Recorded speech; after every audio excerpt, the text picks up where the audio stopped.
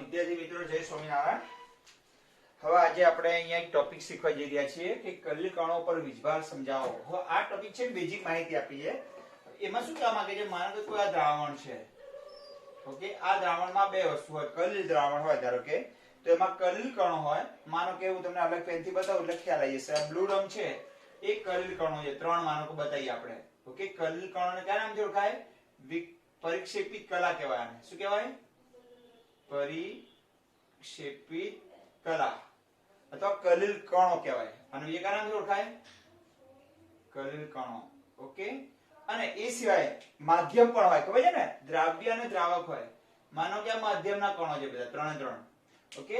આ બ્લેક શું છે?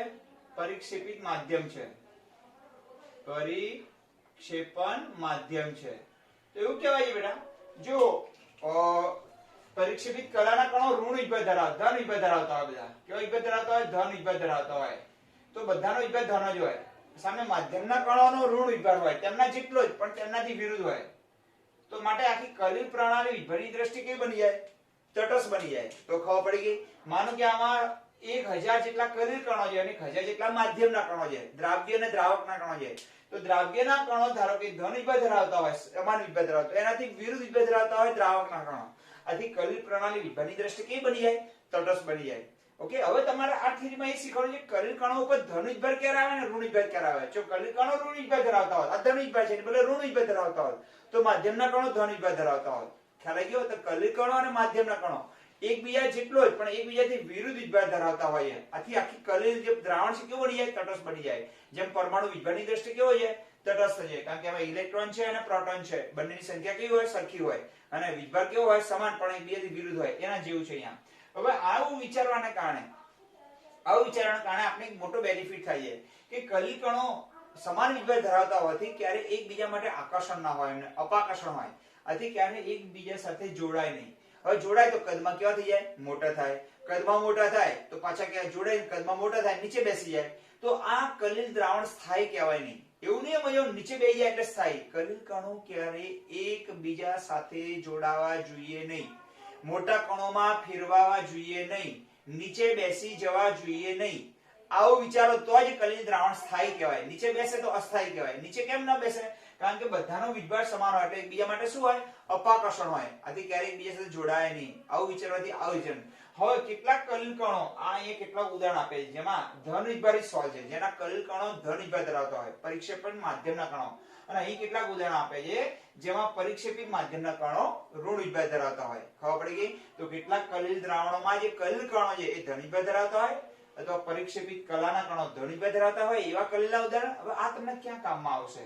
આ તમને હંમેશા MCQ માં કામમાં આવશે કે કયું કલિલ દ્રાવણમાં કલિલ કણો ધન વિભવ ધરાવે છે, કયું ઋણ વિભવ ધરાવે છે, ઓકે। હવે વાંચી નાખજો।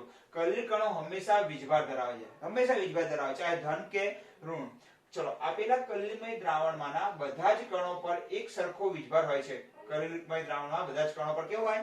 એક સરખો કલિલ ધન કે ઋણ હોઈ શકે છે। આ ઉપરાંત પરિક્ષેપણ માધ્યમના કણો પણ ધન કે ઋણ વિભવ ધરાવે, જેમ પરિક્ષેપિત કલાના કણો ધન વિભવ ધરાવે તો માધ્યમના કણો પણ એમના જેટલો પણ એનાથી વિરુદ્ધ। પરંતુ કલિલ કણો એટલે પરિક્ષેપિત કલા અને પરિક્ષેપણ માધ્યમના કણો સરખો પરંતુ વિરુદ્ધ વિભવ ધરાવતા હોવાથી કલિલ પ્રણાલી વિભવની દ્રષ્ટિએ કેવી બની જાય? તટસ્થ બની જાય છે। અહીં કેટલાક ધન કલિલના ઉદાહરણ આપે છે તો કેટલાક ઋણ કલિલના ઉદાહરણ આપે છે।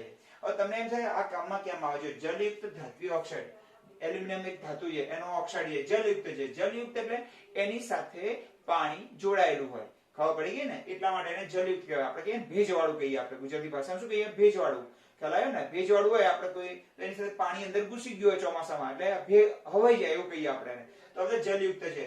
ક્રોમિયમ ટ્રાયોક્સાઇડ (XH2O), Fe2 જેને કાટ કહીએ (XH2O), આ બધા જે દ્રાવણ છે ધાતુના ઓક્સાઇડના જલીય દ્રાવણો, જલયુક્ત ધાતુના ઓક્સાઇડ એ હંમેશા ધન વિભારિત કલિલ સોલ ધરાવતા દ્રાવણોના ઉદાહરણ છે। બેઝિક ડાયસ્ટર, મિથિલિન બ્લુ જે રંજક તરીકે ઉપયોગમાં આવે બાયોલોજીમાં, ઓકે, કોષ રસિકાઓને સારી રીતે જોવા માટે। પછી હિમોગ્લોબિન લોહી એ પણ ધન વિભારિત કલિલ સોલ છે। લોહી એ કલિલ છે આપણું। અને ધાતુ ઓક્સાઇડ TiO2, ટિટેનિયમ ડાયોક્સાઇડ। હવે ઋણ વિભારિત કલિલ કોપર, સિલ્વર અને ગોલ્ડ આ ક્યાં બનાવ્યું ખબર છે? કલિલ સોલ આપણે હમણાં આગળ વિક્ષેપણ બ્રેડિંગ ચાપ પદ્ધતિમાં બનાવ્યા ને, કોપર, સિલ્વર અને ગોલ્ડના કલિલ સોલ, તો એ બધા ઋણ વિભારિત કલિલ સોલ છે। ધાતુએ સલ્ફાઇડ, સલ્ફાઇડ એટલે S-2, આ AS2S3 arsenic sulphide, antimony sulphide, cadmium sulphide વાળા બધા સલ્ફાઇડના કલિસોલ બધા ઋણ વિભાર ધરાવે છે. ઓકે, આ આપણે રાસાયણિક પદ્ધતિમાં બનાવ્યું ખબર છે ને. ચલો એસિડ ડાયસ્ટફ જેમ કે ઇઓસિન અને કોંગો રેડ, આ બધા છે ને કોંગો રેડ, ઇઓસિન એ બધા સૂચકો તરીકે કામ આવે, કોઈ અભિરંજક તરીકે કામ આવતો હોય. ઓકે, પછી સ્ટાર્ચ, ગુંદરનું કલિસોલ, જીલેટિન, માટી, ચારકોલ વગેરે એ બધા ઋણ વિભારિત કલિસોલ છે, આ બધા ધન વિભારિત કલિસોલ છે. હવે તમને આગળ તમારે એ ભણવાનું છે કે કલિલ કણો કેવી રીતે ધન વિભાર બને, ક્યારે ઋણ વિભારિત બને. કેટલાક કલિલ કણોમાં, કેટલાક કલિલ દ્રાવણ, આ બધાના કલિલ દ્રાવણોમાં જે કલિલ કણો હોય ને વાદળી રંગના, એ બધા ધન વિભારિત હોય. આ બધામાં જે હોય ને આ બધા ઋણ વિભારિત હોય. તો કેવા સંજોગોમાં ધન વિભારિત કલી બને અને કેવા સંજોગોમાં ઋણ વિભારિત કલી બને, એ થિયરી આપણે આગળ ભણીએ. અને વચ્ચે એક વસ્તુ આવે છે કે શા માટે આવું વિચારવાથી આપણે શું પ્રાપ્ત થાય, તો કલિલ કણો સ્થિરતા પ્રાપ્ત કરે, કલિલ દ્રાવણ સ્થાયીતા પ્રાપ્ત કરે. કારણ કે મેં કહ્યું ને બીજા સાથે જોડાય નહીં, કલિલ કણો જોડી જાય તો લોચા પડી જાય, મોટા કણો થઈ જાય, નીચે બેસી જાય તો કલિલ દ્રાવણ રહે જ નહીં. તો એને સ્થાયી કલિલ ના કહેવાય, એને અસ્થાયી. કલિલ કણો નીચે બેસી જાય તો એને અસ્થાયી કલિલ કહેવાય. કલિલ કણો ક્યારે નીચે બેસવા જોઈએ નહીં. તો આ કોન્સેપ્ટના કારણે કલિલ કણો ક્યારે નીચે નથી બેસતા, કારણ કે બધા જ કલિલ કણો સમાન વિભાર ધરાવતા હોવાથી એકબીજા માટે આકર્ષણ હોય, માટે એકબીજા સાથે જોડાય નહીં, કદમાં મોટા ના થાય, નીચે ન બેસી જાય. અને આ નીચે બેસી જાય તો અસ્થાયી કલિલ કહેવાય. ખ્યાલ આવી ગયો? નીચે નથી બેસતા એટલે સ્થાયી કલિલ કહેવાય. હવે આપણે આગળ એ ભણીશું કે કલિલ કણો કેવી રીતે પોતાની સપાટી પર ધન વિભાર પ્રાપ્ત કરે અને કેવી રીતે ઋણ વિભાર પ્રાપ્ત કરે છે. બરાબર, એ થિયરી સમજીએ આગળ. આનો જ ભાગ છે, આ થિયરી આગળ ચાલી રહી છે, પણ આપણે થોડું લખી રાખીને તમારે બધું આટલું લખવાનું તો 20-25 મિનિટમાં જતી રહે આપણી. ખ્યાલ આવી ગયો? સમજવા માટે લખાણ પણ જરૂરી છે, એટલે સમજણ પણ જરૂરી છે. હવે આ MCQ માં પૂછાશે તમને ખાસ કે નીચેમાંથી કયું ધન વિભારિત કલિલનું ઉદાહરણ છે, નીચેમાંથી કયું ઋણ વિભારિત કલિલ છે. ઓકે, ગોલ્ડ, સિલ્વર ને પ્લેટિનમ, પછી આર્સેનિક સલ્ફાઇડ, આ બધા કલિલ છે ને, એ બધા ઋણ વિભારિત કલિલ છે. લોહી એ ધન વિભારિત કલિલમાં આવે, કારણ કે આના કલિલ કણો ધન વિભાર ધરાવતા હોય, બધાના કલિલ કણો ઋણ. MCQ માટે સૌથી IMP આ વસ્તુ સારું રીતે તૈયાર કરજો. ઓકે,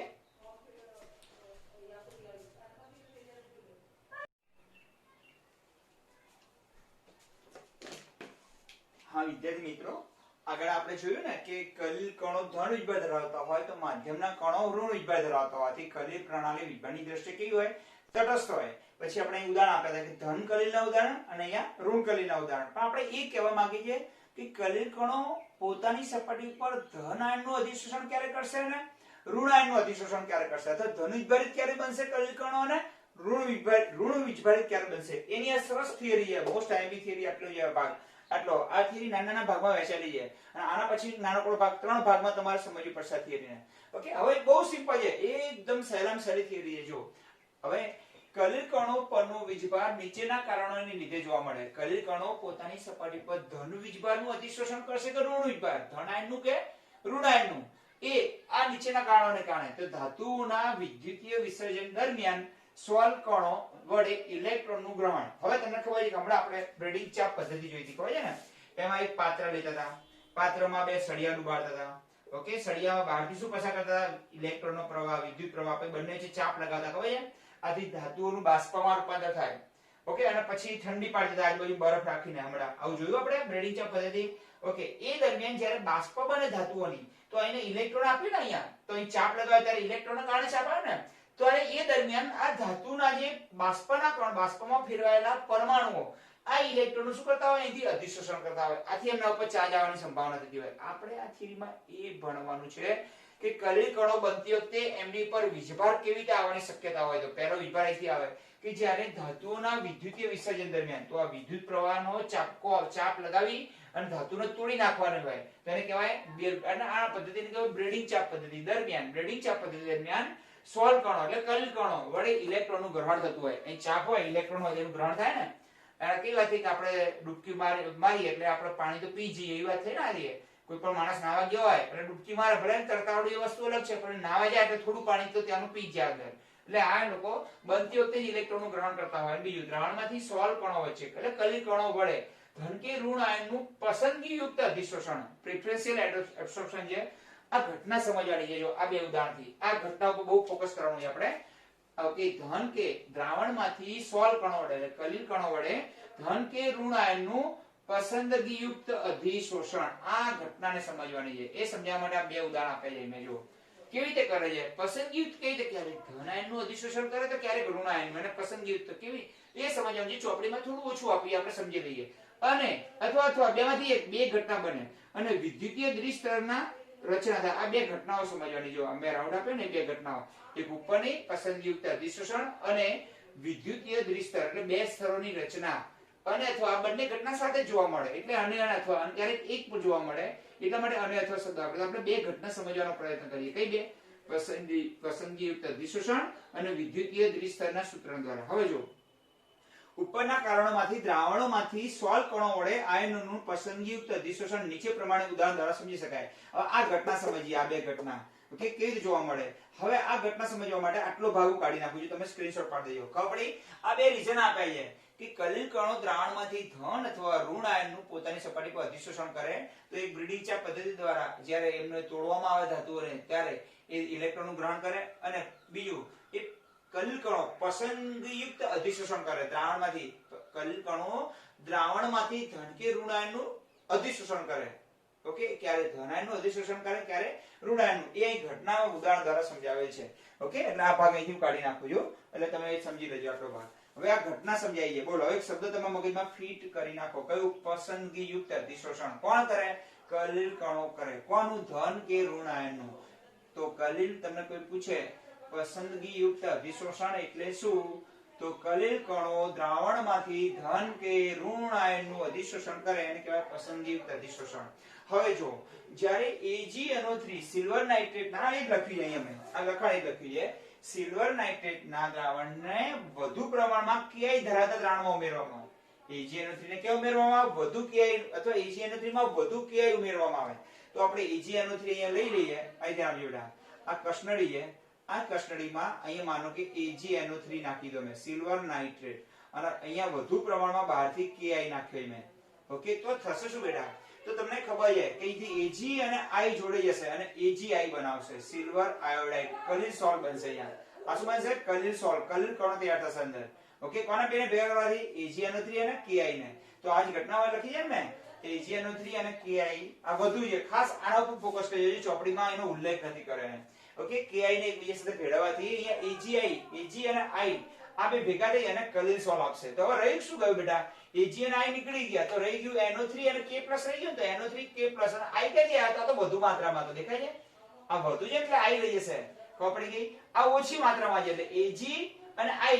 અહીં Ag ધારો કે 25 હોય અને આ I ધારો કે 300 હોય, તો આમાંથી વપરાવાના કેટલી? Ag 25 હોય અને આ 300 હોય, તો આ 25 સામે આ 25 વપરી જાય તો 75 તો પડે ને. તો અંદર રહી શું જવાનું? K પર રહી જવાના, અંદર વધારે પડતા I રહી જવાના. હજુ ફરી સમજાવજો. માનો કે આ Ag 25 જ છે, ઓકે, અને I - I નો 300 છે. તો એમાંથી વપરાવાના કેટલા? આમાંથી તો 25 ની સામે 25 જ વપરાવાના, તો 275 તો રહી જવાના ને. તો I રહી જવાના અંદર, પછી K+ આયનો રહી જવાના, પછી NO3- રહી જવાના. અને આ શું બની ગયું? સોલ બની ગયું. જો Ag અને I ભેગા થઈ અને શું બનાવશે? સોલ. હવે અંદર જે AgI બની ગયું, આ બંને ભેગા થવાથી શું બની ગયું? અંદર AgI ના કણો બની ગયા, જે કલિલ કણો બન્યા. આવા ઘણા બધા બનશે AgI ના કણો. ઓકે, આ બીકરમાં, કસનળીમાં આવા ઘણા શું બનશે? AgI બનશે. પણ અંદર કયા આયનો હશે? NO3- હશે, પછી K+ હશે, અને I જેમ બ્લુ રંગની પેનથી બતાવજો. જો કયા કયા ત્રણ હશે અંદર? AgI હશે, NO3- હશે, પછી K+ હશે અને I- હશે. આ ત્રણ આયનો અંદર હજુ હાજર હશે આ કસનળીની અંદર. આ તો શું બની ગયા? કલિલ કણો. હવે કલિલ કણો શું કરે છે? પોતાના બેમાંથી કોઈ એક આયનનું પોતાની સપાટી પર અધિશોષણ કરે, જે અંદર પસંદગી હોય એ પ્રમાણે. ઓકે, અંદર જો Ag+ ની પસંદગી હોય તો Ag+ નું અધિશોષણ કરશે ને. વધારે એક્સિસ માત્રામાં I- હશે તો I- નું. હવે તમે કહો કોનું અધિશોષણ કરી નાખશે? અહીંયા I- નું કરી નાખશે. દેખાય છે? એટલે કલિલ કણો હવે ઋણ વિભાજિત બની ગયા કે બની ગયા? તો આવું લખાય AgI/I-. તો અહીં શું થઈ ગયું? ઋણ વિભાજિત કલિલ બની ગયું. કારણ કે કલિલ કણો શું કરે છે? Ag+ અથવા I બેમાંથી કોઈ એકનો જ પોતાના બે આયનોમાંથી, જે બે આયનનો કલિલ કણો હોય, બેમાંથી કોઈ એક આયનનો જે દ્રાવણમાં જે પસંદગી મળે એનું. ખબર પડી ગઈ ને? જે પસંદગી મળે એનું બેમાંથી કોઈ એક. આમાં તો Ag તો છે નહીં ક્યાંય, તો વધારે કયા હતા? I- તો I આયનનું શોષણ કરશે અને AgI ઋણ વિભાજિત કલિલ સોલ આપે. એવી રીતે બીજી ઘટના, એ જ ઘટના આપણે નીચે જોઈએ. જો આને ઓછો રાખીએ, આને જેમ વધુ રાખ્યો ને, એમાં પહેલો નંબર AgNO3 વધુ રાખીએ અને Ki નું પ્રમાણ ઓછું રાખીએ અને આગળ કામ લઈએ તો શું થશે? જો તો અહીંયા લખ્યું છે મેં. ઓકે, ખબર પડી કે ના પડી? બહુ એકદમ સહેલું, ચોપડી વાંચો તો કઈ ખબર નહીં પડે એવું જલ્દી તમને. Ki ના દ્રાવણને AgNO3 ના દ્રાવણમાં ઉમેરતા. Ki ને ક્યાં ઉમેરતા? AgNO3 પર. AgNO3 કેવો હોય? વધુ હોય અને Ki ઓછો હોય. હવે અહીંયા ધ્યાન આપજો. ફરીવાર એ જ ઘટના આમ તો રાખ્યો તો વાંધો ના આવે. Ki અને શું ઉમેરતા? AgNO3. હવે અહીંયા પણ AgI બને. જો ઉપર પણ AgI બને, અહીંયા પણ AgI બને. તો આમાંથી બનવાનું શું બેટા? અહીંયા આપણે બ્લેક પેન નો ઉપયોગ વધુ કરીશું કારણ કે ઇંક છે આપણી પાસે વધારે પડતી એટલે ચલો અહીંયા આપણે AGI બનવાના કલર સોલ્વ બનવાના AGI અહીંયા પણ બનવાનો AGI અહીંયા પણ બનવાનો કયો બનવાનો AGI પણ અંદર કયાનો રહી જવાના તમે વિચારો છો ઓકે આ વધુ છે એટલે NO3 તો રહેવાના પ્લસ Ag પ્લસ રહેવાના Ag પ્લસ તો આવી ગયા અહીંયા AGI છે તો અહીંયા Ag પ્લસ વધુ છે પ્લસ NO3 પણ છે કારણ કે Ag NO3 વધુ છે એટલે AGI જેટલો વપરાશે બાકીનો તો એમને પડે રહેશે ને તો એ જેમ અહીંયા K પ્લસ અને I માઈનસ વધે એમ Ag પ્લસ અને NO3 માઈનસ વધુ માત્રામાં હોતી એમને એમ રહેશે આ ઉપરાંત પાછા વધારે કોણ રહેશે પાછા K પ્લસ અહીંયા દેખાય છે ને અહીંયા K પણ રહેવાના કારણ કે I વપરાય ને આ બે ભેગા થઈ ગયા જો બેટા એટલે અહીંથી કોણ રહી જવાનું K પ્લસ રહી જવાના તો K પ્લસ આવી ગયા બેટા પછી અહીંથી કોણ રહી જવાનું Ag પ્લસ રહી જવાના અને અહીંથી રહી જવાનું NO3 માઈનસ ઓકે અને Ag અને I જોડી જવાના ઓકે ખબર પડી ગઈ હવે AGI છે અંદર ત્રણ આયનો રહી ગયા જે ઓલામાં તે રહી ગયા ને કયા કયા ત્રણ રહી ગયા બોલો K પ્લસ ફરી સમજાવજો Ag અને I ભેગા થઈ ગયા અને AGI નામનું સોલ્વ બનાવી નાખ્યું ચલો વાત પતી ગયા બે ગયા હવે રહી ગયા NO3 માઈનસ અને K પ્લસ તો જો NO3 માઈનસ અને K પ્લસ તો તમને કે Ag કેથી આવે Ag આ વધુ છે એટલે AGI રહેવાના ને જે મૂળામાં વધુ શું હતું K એટલે ત્યાં K રહ્યા અને I પણ રહ્યા તો અહીં Ag પ્લસ રહેવાનું NO3 માઈનસ રહેવાનું અને AGI નામના અવક્ષેપ બનાવવાના હવે અંદર કયા રહી ગયા છે અંદર K પ્લસ Ag પ્લસ અને NO3 માઈનસ હવે ચલો આ બેમાંથી કયા આયનોને હાલ પસંદગીમાં મળેવા છે તો જો Ag પ્લસ મળે I તો છે જ ની અંદર એટલે અંદર શું આવશે I કેમ અહીંયા એક્સિસ હતો અહીં વધુ હતો એટલે I અંદર રહી ગયો અહીં તો એક્સિસ નથી અહીં ઓછો છે જો Ag નું પ્રમાણ વધુ છે તો કોની પસંદગી કરશે જે વધારે હોય એની જ ને તો અહીંયા Ag પ્લસ આયનો આની સપાટી પર અહીં આવી જશે જો અને આ બધા કલિલ કણો કેવા બની છે ધન વિભાજિત બની છે અને પસંદગી અધિશોષણ કહેવાય કોને ક્યાં કણનું પ્રમાણ વધુ રાખીને ક્યાં ઉમેરો એના પર ડિપેન્ડ કરે છે ચલો ખબર પડી ગઈ તો ફરીવાર સમજીએ AgNO3 ઓછો Ki એટલે આનું પ્રમાણ કેવું હોય વધારે હોય એટલે અંદર દ્રાવણમાં કયા આયનો રહી જવાના I માઈનસ અને AgI તો બનવાનો છે જેમ અહીંયા બને છે અહીંયા બંને જગ્યાએ AgI બનવાનો પણ અહીંયા I માઈનસ એક્સિસ છે એટલે અંદર રહી જવાના એટલે AgI ને AgI શું કરી શકે આ બેમાંથી કોઈ એક આયન જે મળતો હોય એનું પસંદગી અધિશોષણ કરે તો કયો મળી શકે છે Ag+ તો છે નહીં આમાં I છે તો I નું શોષણ કરશે અને અહીંયા Ag+ મળ્યો હોય તો અવક્ષેપ અહીંયા આમ જો અવક્ષેપ પોતાના આ બધા અવક્ષેપ છે પછી કલિલ કણોમાં ફેરવાઈ જશે અવક્ષેપ પોતાના બે આયનોમાંથી જે આયન અંદર પ્રાપ્ય હોય એનું અધિશોષણ કરશે તો અહીં કયો પ્રાપ્ય રહેવાનો Ag+ અને આગળ કયો પ્રાપ્ય રહે તો I- તો અહીં Ag+ નું અધિશોષણ થાય તો AgI અહીં શું બનશે બોલો AgI ઓબ્લિક Ag+ એટલે ધન વિભાજિત કલિલ આપશે કેવું આપશે ધન વિભાજિત કલિલ આપશે હવે આ જે બે લાઈનો છે તમારા ટેક્સ્ટ બુકમાં નહીં આપી સમજાવવા માટે આ બે માં દોરી છે ને એ તમારે હવે આને કહેવાય અવક્ષેપ કહીએ તો અવક્ષેપ દ્રાવણમાંથી પોતાના બે આયનમાંથી જે આયન પ્રાપ્ય હોય એનું અધિશોષણ કરશે તો અહીંયા AgI ને કયો આયન પ્રાપ્ય છે Ag+ તો Ag+ નું અધિશોષણ કરશે AgI ને કયો પ્રાપ્ય છે I- એટલે એ કયો K+ નું અધિશોષણ નહીં કરે આ બેમાંથી કોઈ એક જે મળતો હોય એનું અધિશોષણ કરશે તો Ag+ શું કરે અથવા I- શું કરે ઓકે તો Ag+ I- ધન વીજભારિત કલિલ આપશે એવું બીજું ઉદાહરણ આપી જે હું લખી રાખું છું ખબર પડી ગઈ તો આટલું થિયરી પૂરી ગઈ આ એક ઉદાહરણ આવ્યું નવું બીજું ઉદાહરણ અંદર ચોપડીમાં આપી જે હું લખી રાખું છું થોડું વધારાનું જે આપી છે લખી રાખું એટલે થિયરી કઈ થઈ જાય પૂરી થઈ જાય 3 સ્ટેપમાં શીખવાની છે તમારી થિયરી ઓકે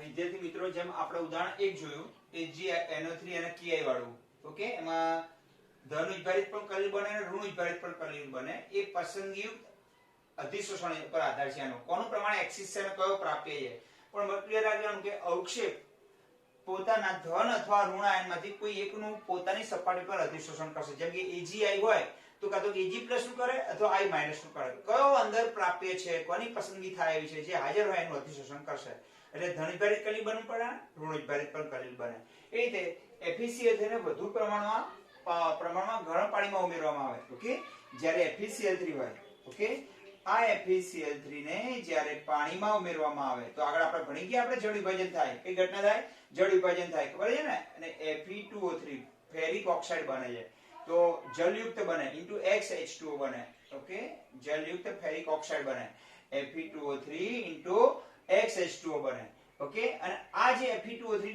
*H2O છે એ અવક્ષેપ બને અને આ અવક્ષેપ એ દ્રાવણમાં રહેલા Fe આમાંથી Fe+3 આયનનું પોતાની સપાટી પર અધિશોષણ કરે ઓકે અને ધન વિભાજિત કલિલ સ્વર આપે કેવું આપે ધન વિભાજિત આ એક્ચ્યુઅલી આ અવક્ષેપ જ છે પણ એ આવા Fe+3 આયનનું અધિશોષણ કરે એટલે નાના નાના કલિલ કણોની હદમાં ફેરવાઈ જશે ઓકે પણ બીજી ઘટના જ્યાંથી Fe2O3 *XH2O Fe+3 તો જ્યારે ફેરિક ક્લોરાઇડ ને ગરમ પાણીમાં વધુ પ્રમાણમાં ગરમ પાણીમાં ઉમેરવામાં આવે, ઓકે, વધુ પ્રમાણમાં ગરમ પાણીમાં FeCl3 વધુ પ્રમાણમાં એટલે અંદર એક્સિસ આયનો કયા હશે?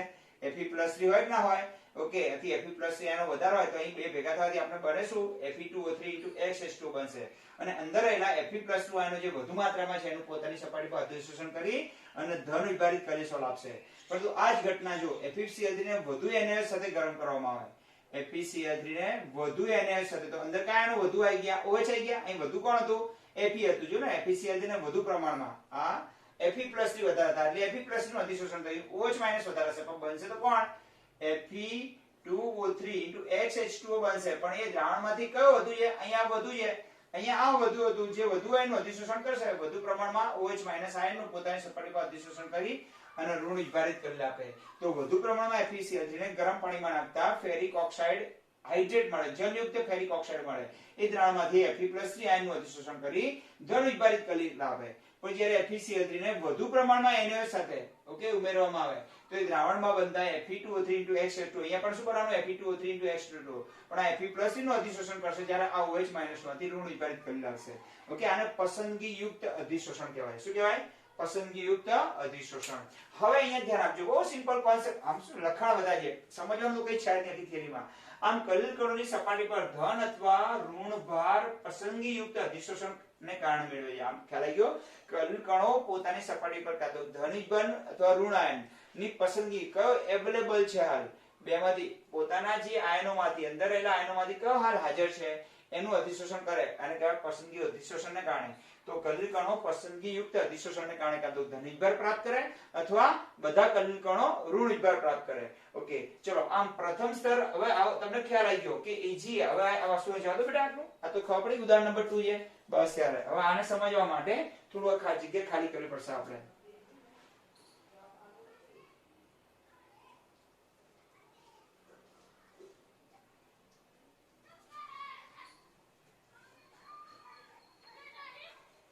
હવે જો બેટા, હવે તમને ખબર પડે છે કે આગળ આપણે ભણી ગયા કે AgI નામનો અવક્ષેપ હતો અને એને પોતાની સપાટી પર I- આયનોનું અધિશોષણ કરી નાખ્યું. ખબર પડી ગઈ ને? એટલે કલિલ કણમાં ફેરવી ગયો. હવે આ પહેલું સ્તર રચાયું I- એટલે ઋણ વિભાજિત કલિલ આપ્યું અહીંયા AgI. પણ આ શું કરશે? I પહેલું સ્તર છે ને સ્થિર હોય, એકદમ ચિપકેલું હોય એની સાથે. ઓકે, પણ આ I- આયનો પોતાના પાસે વિરુદ્ધ વિભાજિત ધરાવતા આયનોનું પોતાની સપાટી તરફ ખેંચશે, જેમ કે K+ આયનો અંદર હતા. અને આ સ્તર છે ને એ બંગડીની જેમ ચલિત રહેવાનું. કેવી રીતે હું તમને સમજાવજો. અહીં બે લેયર રચવાના, ધન આયન અને ઋણ આયનનું બે લેયર રચવાના. આ પહેલું સ્તર છે ને ફિક્સ રહેવાનું. ઓકે, એ નહીં હોય. પણ બીજું સ્તર છે ને ચલિત રહેવાનું, ગતિશીલ હશે ઉપર. કેવી વાત થઈ? તો કે આપણે સ્ટીલની બંગડી હોય બેની અને એની પર કાચની કોઈ પટ્ટી હોય, એ કેવી હોય? ઉપર આમ ફરતી હોય, એના જેવી વાત છે. ખબર પડી ગઈ ને? હા, તો આ પહેલું સ્તર છે સ્થાયી રહેવાનું, તો જો સ્થિર સ્તર કહેવાય. એક ફિક્સ રહેવાનું એ સ્તર. જ્યારે બીજું સ્તર ગતિશીલ રહેવાનું. ઓકે, આવે ચીપકે જાય, આવે જાય આકર્ષણને કારણે. ઓકે, અને એને પ્રસરી સ્તર કહેવાય. તો એ કેટલા સ્તર રચાવાના? બે સ્તરો રચાવાના. ખબર પડી ગઈ? પહેલું સ્તર જે પરમેનન્ટ છે અને બીજું છે કામ ચલાવ, એમ સમજી ચાલો. પહેલું સ્થિર હોય છે, ફિક્સ હોય છે, આથી એને સ્થિર સ્તર કહેવાય. અને એ ઋણ આયનો પોતાના વિરુદ્ધ વિભાગ કરતા વિરુદ્ધ વિભાજ ધરાવતા આયનોને આકર્ષે અને એને એ સ્તર ચલિત રહેવાનું, આવે ઉખડે જાય, આવે જાય, એના જેવું. આથી એને પ્રસરિત સ્તર કહેવાય. કયું સ્તર કહેવાય? પ્રસરિત સ્તર કહેવાય. તો આયનોનું પ્રથમ સ્તર, જેને આપણે સ્થિર સ્તર કહીએ છીએ, એ માધ્યમમાંથી, એ માધ્યમમાં જે અંદર આયન હોય ને એ અંદર માધ્યમમાંથી વિરોધી આયનોને આકર્ષે છે અને બીજું સ્તર રચે છે. દેખાય છે? આ AgI એ અહીંયા ઘન કલિલ કણ છે, એ I- આયનોનું અધિશોષણ કરે છે, આથી ઋણ વિભાજિત કરી આપે. પાછું એ I પાછળ માધ્યમમાંથી કોનું અધિશોષણ કરે? K+ નું. ઓકે, આમ કલિલમય કણોની આસપાસ બંને સ્તર એકબીજાથી વિરોધી સ્તરોના સંયોગીકરણને હેલ્મહોલ્ટ્ઝ દ્વિસ્તર કહેવાય છે. ઓકે, આમ કલિલ કણોની આસપાસ બે સ્તરો રચવાની જે ઘટના છે ને એને શું કહેવાય? હેલ્મહોલ્ટ્ઝ દ્વિસ્તર કહેવાય. હવે બંને વચ્ચે પોટેન્શિયલનો તફાવત ઉત્પન્ન થવાનો. હવે પોટેન્શિયલ તફાવત કેપેસિટરમાં કેમ હોય છે? તમારે પ્લસ અને માઈનસ હોય. આ કેપેસિટર હોય તો અહીંયા પ્લસ હોય, ચાર્જ પ્લેટ હોય, અહીંયા માઈનસ પ્લેટ હોય, તો બંને વચ્ચે શું ઉત્પન્ન થાય? પોટેન્શિયલનો તફાવત, વિદ્યુતનું દબાણ ઉત્પન્ન થાય. માનો કે આ બે ટાંકી છે, એક ટાંકી અહીંયા ધ્યાન રાખો, ખાલી ટાંકી છે અને આ ભરેલી ટાંકી હોય, બંનેને જોડીએ તો ભરેલી ટાંકીમાંથી પાણી પ્રેશરથી ક્યાં આવે? ખાલી ટાંકીમાં આવે ને, કારણ કે બંને વચ્ચે પ્રેશરનું શું આવવાનું? તફાવત ઉત્પન્ન થયો એટલે એમ અહીંયા ધન વીજભારિત પ્લેટ અને ઋણ વીજભારિત પ્લેટ વચ્ચે જે તફાવત ઉત્પન્ન થાય છે પોટેન્શિયલ તફાવત, તો અહીંયા પણ બંને વચ્ચે એટલે બંને સ્તર વચ્ચે સ્થિર સ્તર અને પ્રસરિત સ્તર બંને વચ્ચે પોટેન્શિયલનો જેને જીટા પોટેન્શિયલ કહેવાય, જે ચોપડીમાં આપ્યું છે એટલું લખી નાખજો નીચે, છતાં હું લખી રાખું છું, તમે જોઈ લેજો. તો જ્યારે કોઈ કલિલ કણ હોય એ પોતાની સપાટી પર એક સ્થિર સ્તરની રચના કરે અને એ આયનો પોતાના વીજભાર ધરાવતા થી વિરુદ્ધ વીજભાર ધરાવતા આયનોને માધ્યમના કણોમાંથી પોતાની તરફ આકર્ષી અને બીજું સ્તર છે જેને પ્રસરિત સ્તર કહેવાય. અને આ બંને સ્તરો રચાવાની ઘટનાને કહેવાય હેલ્મહોલ્ટ્ઝ સ્તર કહેવામાં આવે છે. અને બંને સ્તર વચ્ચેનો જે પોટેન્શિયલનો તફાવત હોય એને જીટા પોટેન્શિયલ તરીકે ઓળખવામાં આવે છે. ખબર પડી ગઈ? એ બાકી જે જીટા પોટેન્શિયલ એટલું લખી આપું તમને.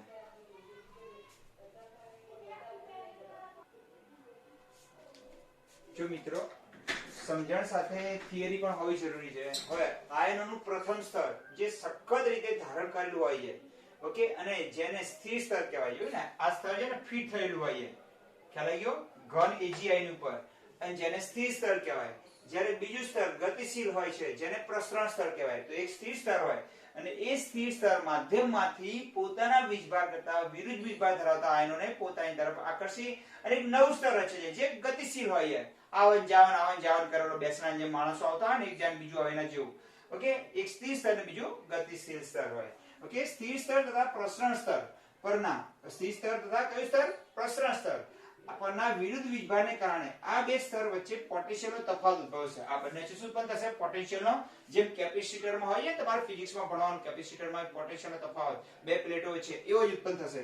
અને આ પોટેન્શિયલના આપણે પોટેન્શિયલનો તફાવત તો આપણે શુક્રકોષમાં ઉત્પન્ન થતો હતો ને, એક પોઝિટિવ ચાર્જ છે અને નેગેટિવ ચાર્જ થઈ જાય તો હંમેશા ઇલેક્ટ્રોનનો પ્રવાહ જે બાજુ વધુ હોય એથી ઓછા પોટેન્શિયલ તરફ ચાલુ થઈ જાય. આ પોટેન્શિયલને લીધે વીજગતિક પોટેન્શિયલ અથવા જીટા પોટેન્શિયલ કહે છે. આ પોટેન્શિયલનો તફાવત ક્યાં કહેવાય?